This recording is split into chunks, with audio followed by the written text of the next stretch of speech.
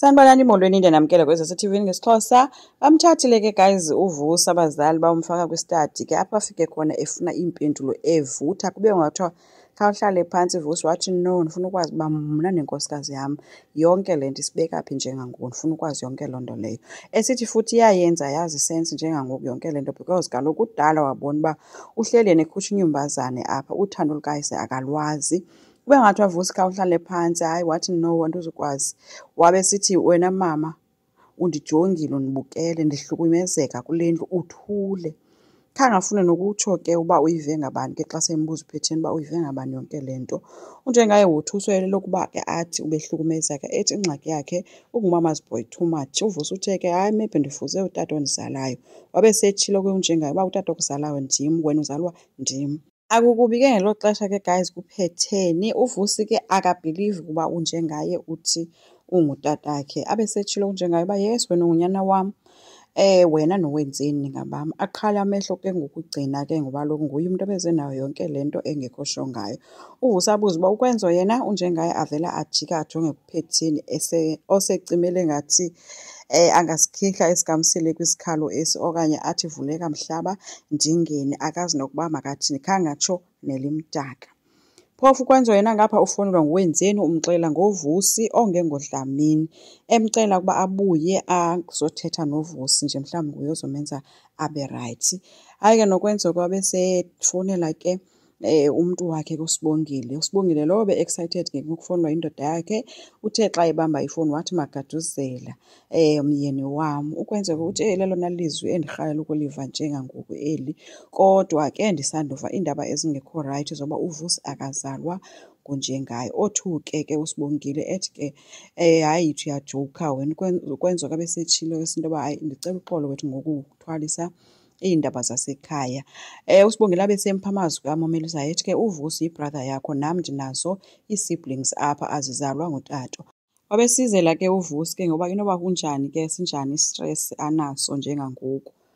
So umhambo ke noSamke guys bashaye ifemeli yabo ngesurprise ngokubuya sele besithi surprise sitshatile. Caba bahambe botshata kwaHome Affairs ke bobayi-2. So bonke ke bebothukile ke ngoba khange baxelele nomnye umntu.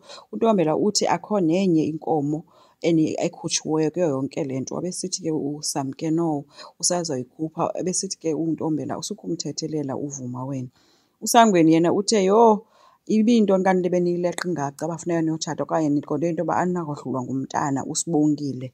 uVelephi bedikwe efile ke guys noSibongile bebonakala ke engatyhilekanga ebusweni ngoba yabonakala uba ayibonibisanga indlela enzeke ngayo yonke le nto. uSipho yena nguye oye wathi congratulations kubo. Sibongile ke uye wambuza utata kuba kanti kutheni bengatsho so that nabo bazokwazi kaloku ukubanika isapoti. uNtombela uthe wena Vuma ufuna nje inkomo zakuyisenga mahala.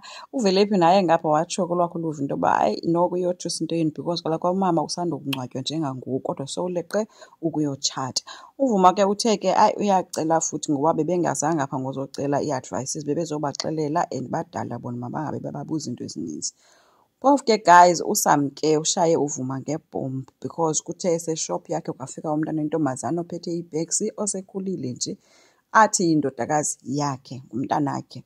So loo ntombi ifike seyisitsho into yoba imbuzo uba bazohlala phi na. Uthe uSamke bazohlala kwakhe apho ahlala khona.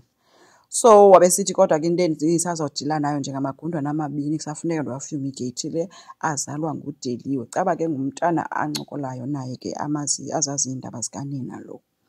So uMbambo ke ngapha uyakhalaza ke ngoba ufike uSamke yama nalo mntana ethi kuyavuya because ufike bekhona bonke beyifemeli ethi uba guys lo ngusibanibani ngubabsi ngumntanam uzohlala nathi apha ekhaya. Yho bothuka nditsho kwaVuma lowo akazi kwanto ngento yoba khona umntana ozohlala phaa. And uVuma ke ngoku uhambile wahlala naye erumini embuza uba kutheni ningandixeleli uba kukhona into enje and lo mntana yena uzondibona njengomntu endingamfuniyo cause mna andimazi, zange ndeva ngaye, awuthethi nothetha ngaye. Xolisile ke uSamke esithi ke akhona ngabasayenza njengangoku kodwa ke ukhona. Ubathi besathetha ngaleyo ke into kwangena i-call. uVuma xa iphendula ngamapolisa abhizi afuna uSangweni. Abe setshilo ke uSamke after sebethethile ke ethi ke uSangweni ubamoshile eshop inoba kufowune uNtombela. Andithi betshilo uba uzofonela amapolisa kodwa-ke uzoba ngathi nguNtombela owenze yonke loo nto leyo. Ngoba kaloku uVuma akazu-andastenda xa kuthiwa nguSamke ofowunele amapolisa. So uSangweni uyakhangelwa ngamapolisa, ngapha uVuma ngapha uxakene nento yoba uSamke ungenisa umntana endlini. Naye ngapha ushaye ngabakhe abantwana ngebhombu. Obesekhuza ke nento yoba uSamke utheni engamxelelanga ke into yoba kanti uSangweni uyamosha evenkileni, uthuleleni angatsho and khange amxelele nyhani.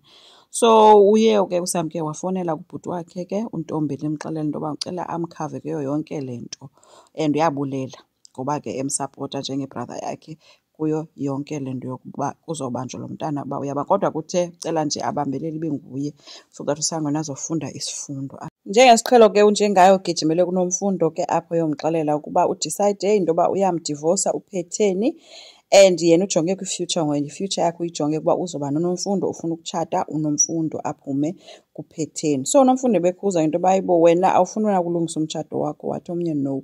Nomfundo kwabe sesithi kuyamsizela kuPhetheni esithi kodwa kuPhetheni naye wenze kakhulu. Unjengaye ke uthe eyona nto imkhathaza kakhulu yena nguKwenzo and uzozama ngandlela zonke into yoba amprotecte kuyo yonke le nto uKwenzo. Ngapha kwanjengaye uVusi ubhizi uphethe iwayini, unjengaye ufika ephaka ebesembuza uba hayibo ucelebrate ntoni na. uVusi uthe i-life ne-truth. Andithi ngoku apha kulo mzi sesiyazi uba ubani nobani okanye ubani ngubani. Uyise uthe uba ukhe waphinda wamva ethetha la mazwi bazoxabana into embi, ayondawo yakhe leyo yokuxelela uKwenzo inyani and uba ukhe wamxelela uzomcika kuwili. uVusi uthe ke kanene apha ekhaya ukwazi ukuthetha into senjengoba sineemfihlo sithetha ubuxoki. Uba ngabe ukhe wathetha inyani uxelelwa ngento yoba uzawucikwa kwiwili wena. Uyise uthe ke esenzela uKwenzo apho ukugcina le mfihlo kukumprotektha kodwa ke uthi wena ngoba awunamntana ngeke uze uyi-andastende. uVusi uthe le nto iyenzayo irongo and icacile akho nto ifundileyo kwisikanayo sikaNomalanga ngoba kaloku sagcina thina singabanye iimfihlo apha izinto esizaziyo ezamlimazayo uKwenzo. Nangoku wena ufuna ukuqhubeka naloo nto ungamxeleli. Bathe ke kusancokola ke kwavele kwafika ke uKwenzo ke esithi ucela uVusi uba uthethe ecaleni. Besithi uVusi hayi besisadodisana nje thina apha notata. uKwenzo uthe ke kulungile kodwa xa ndigqiba ke ndicela sidibane ikhona into endifuna siyithethe. Wabe sithi uVusi Kwenzo nami ikhona into endifuna ukuxelela yona. Yho kwakubi ke ebusweni kunjengaye. uVusi uthe ke Kwenzo ndiyakuthanda mfana wakithi. uKwenzo ke uvele wamhleka esithi hey you are full of jokes wena. Wamhleka ke noVusi kodwa ibiyintsini imenywe xa seyiza ngakunjengaye kuba esa smile siye saphela xa ejonga kuyise. Wabe sele emshiya apho ke emayamayaza ke unjengaye esiya ke kuKwenzo. So asazi ke noba uVusi uzokwazi na ukumxelela uKwenzo yonke inyani. Enkosi, ngicela siqhubeke subscribe, silike, singakhomenta futhi. Bye.